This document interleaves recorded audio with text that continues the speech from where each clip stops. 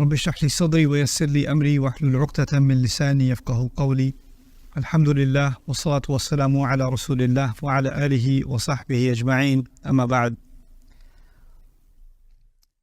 সূরা আল আনফালে একটি আয়াত রয়েছে যা একটি আহ্বান জানাচ্ছে, যেখানে আল্লাহ মূলত উম্মার কাছে একটি দাবি করছেন। আমি আগেও এই আয়াতটি নিয়ে কথা বলেছি, কিন্তু আয়াতটির অন্তর্নিহিত অনেক রত্ন এখনও অনাবিষ্কৃত রয়ে গিয়েছে। তাই এই খুতবায় আমি কিছু সময় ব্যয় করতে চাই শুধুমাত্র এই আয়াতটির কিছু বিষয় নিয়ে আলোচনা করার জন্য। প্রথমে আয়াতটির সরল অনুবাদ করার মাধ্যমে শুরু করছি। আ'ইদ্দু লাহুম মাসতাতা'তু মিন কুওয়াতিন। আয়াতটি নাজিল হয় মুসলিমদের বদর যুদ্ধে বিজয় লাভের পর। আমার ধারণা সকলেই বদরের যুদ্ধ সম্পর্কে জানেন।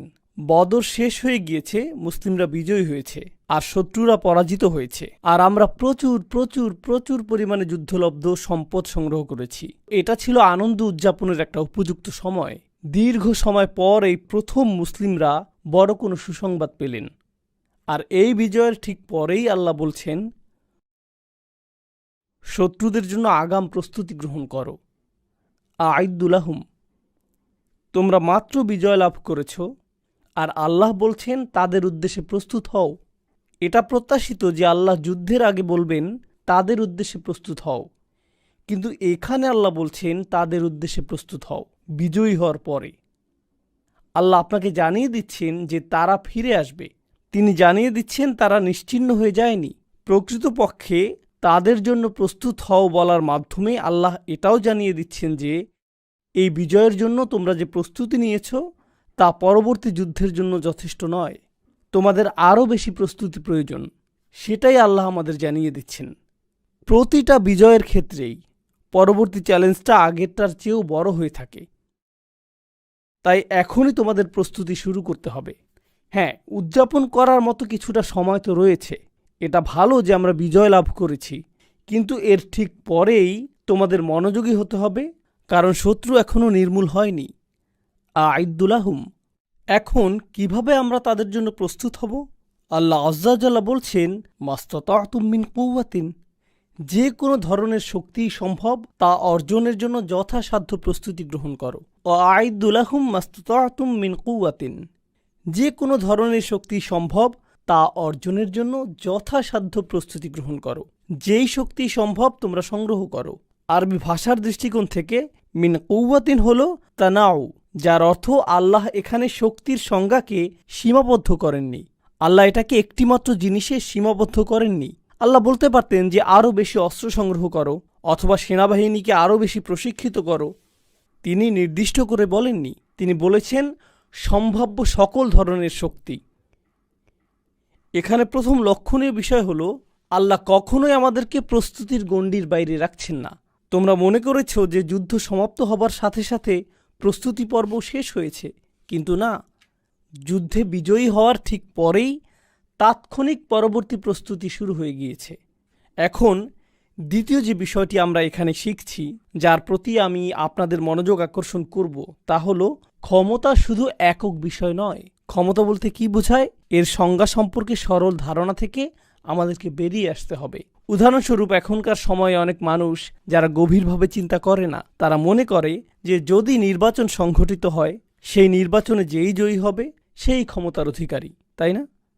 আমরা এভাবে কথা বলি যে এই ব্যক্তিটি প্রধানমন্ত্রী হয়েছে, অতএব সে ক্ষমতার অধিকারী। এই ব্যক্তি ইউনাইটেড স্টেটসের প্রেসিডেন্ট হয়েছে, সেই ক্ষমতার অধিকারী। কিন্তু আপনি যদি রাজনীতি এবং অর্থনীতি সম্পর্কে কিছুটা জানেন, তাহলে বুঝবেন যে এই মানুষগুলো মোটেই ক্ষমতার অধিকারী নয়। তারা আসলে পুতুল মাত্র। তাদের পেছনে এমন মানুষ রয়েছে যারা অনেক বেশি শক্তিধর। আর যেই মানুষগুলো আসলেই শক্তির অধিকারী, তারা অনেক বেশি অদৃশ্য সেই সকল মানুষদের তুলনায়, যাদেরকে তারা আপনাদের সামনে উপস্থাপন করে, যাতে আপনারা মনে করেন যে এই ব্যক্তিগুলোই শক্তির অধিকারী। আপনি প্রধানমন্ত্রীর উপর রাগান্বিত হয়ে থাকেন, কারণ আপনি তো জানেন না যে কে তাকে ব্যবহার করছে। তো তাদের সামনে এই পুতুলগুলো রয়েছে যাদেরকে তারা ব্যবহার করে। যদি কোনো একজন তাদের কার্যসিদ্ধি না করে, তারা তাকে নির্বাচনে পরাজিত করিয়ে দেয়।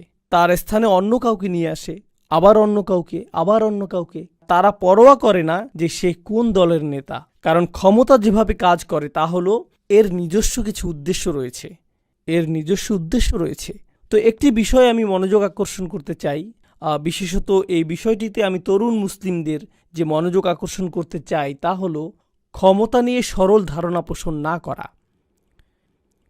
সেনাবাহিনীর বিশাল আকারে কিছুই আসে যায় না। সেনাবাহিনীর কাছে ক্ষমতা নেই, বরং কে সেই সেনাবাহিনীকে নিয়ন্ত্রণ করছে, কে সিদ্ধান্ত নিচ্ছে সেই সেনাবাহিনী কোথায় যাবে, কে সিদ্ধান্ত নিচ্ছে যে বন্দুকের নলটি কোন দিকে তাক করা থাকবে, কোন দিকে ট্যাঙ্ক চলবে, এই সিদ্ধান্তগুলো কোথায় তৈরি হচ্ছে, সেখানেই ক্ষমতা রয়েছে। সেটাই ক্ষমতার প্রকৃত উৎস।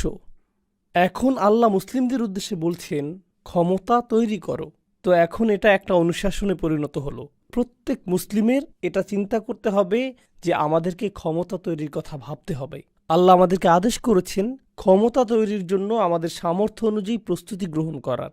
কিন্তু তারপর আল্লাহ আরও যোগ করলেন ওয়ামের রিবাতিল খৈল, আর বিশেষভাবে অশ্বারোহী সেনাদল তৈরি করো। অশ্বারোহী মানে ঘোড়া, যুদ্ধের জন্য প্রস্তুত ঘোড়া। এখন আসুন রসুল সাল্লাল্লাহু আলাইহি সাল্লামের জীবন থেকে বিষয়টা নিয়ে চিন্তা করি। আপনারা জানেন যে রসুল সাল্লাল্লাহু আলাইহি সাল্লাম মক্কা থেকে মদিনাতে হিজরত করেছিলেন। তখন মদিনার অবস্থা কী ছিল? মদিনাতে অর্থনৈতিক সংকট চলছিল। আপনি যদি এটা না জেনে থাকেন এখন জেনে নিন। মদিনাতে ধনী মুসলিম ছিল না, সেখানকার মুসলিমরা ছিল খুবই দরিদ্র। মুহাজিরগণ ইতিমধ্যেই তাদের সকল সম্পদ হারিয়েছেন, যেহেতু তারা ছিলেন শরণার্থী। তো তারা ইতিমধ্যেই দেউলিয়া, তাদের কোনো অর্থ ছিল না। আর আনসারগণ যারা তাদেরকে সহায়তা করেছিলেন, তাদের বাসস্থানের ব্যবস্থা করেছিলেন, আল্লাহ তাদের ব্যাপারে বলছেন ওয়ালাউ কানা বিহিম খাসাসা, তারা নিজেরাও অনাহারে থাকে। তো এখানে শরণার্থীদের পৃষ্ঠপোষকতা করছে দরিদ্র মানুষেরা। এটাই মদিনার পরিস্থিতি। তো সাধারণভাবে বলতে গেলে তারা সম্পদশালী ছিলেন না।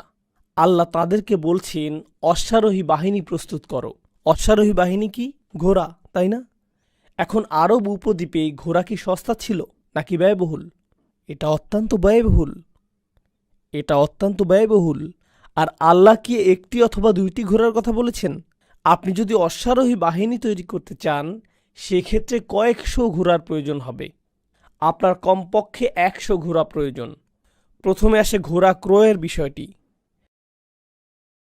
আপনি যদি এমন ঘোড়া চান যে যুদ্ধক্ষেত্রে কাজে আসবে, সেক্ষেত্রে আপনার ভালো জাতের ঘোড়া প্রয়োজন।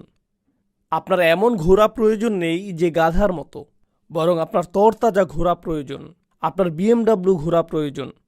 আর ঘোড়াটি যত শক্তিশালী, গতিময়, যত উন্নত জাতের হবে, সেটি ততটাই ব্যয়বহুল হবে। এর মানে আপনার অর্থ প্রয়োজন। এই ঘোড়াগুলো কোথা থেকে পাবেন? আর শুধুমাত্র ঘোড়া থাকলেই তো হবে না, ঘোড়াগুলো থাকার ব্যবস্থাও করতে হবে। তো আপনাকে আস্তাবল নির্মাণ করতে হবে। শুধু তাই না, ঘোড়াগুলোকে খাওয়ানোর জন্য আপনাকে কৃষিকাজের মাধ্যমে খড় উৎপন্ন করতে হবে। আর ঘোড়াগুলোর বর্জ্য পরিষ্কার করার জন্য আপনাকে পরিপূর্ণ একটা ব্যবস্থা তৈরি করতে হবে। আর আপনাকে সম্পূর্ণ একটা মানব সম্পদ বিভাগ তৈরি করতে হবে, যাদের একমাত্র কাজ হবে ঘোড়াগুলোকে পরিষ্কার করা, প্রশিক্ষণ দান করা এবং তত্ত্বাবধান করা। এরপর ঘোড়ার পায়ে এক ধরনের জুতা পরাতে হয়। এই কাজে নিয়োজিত একটা সম্পূর্ণ শিল্প কারখানা নির্মাণ করতে হবে, যেখানে এই জুতা নির্মাণের জন্য বিশেষজ্ঞ কারিগর প্রয়োজন হবে। এই জুতাগুলো নির্মাণের জন্য আপনার ধাতব পদার্থের প্রয়োজন হবে, যন্ত্রপাতি প্রয়োজন হবে।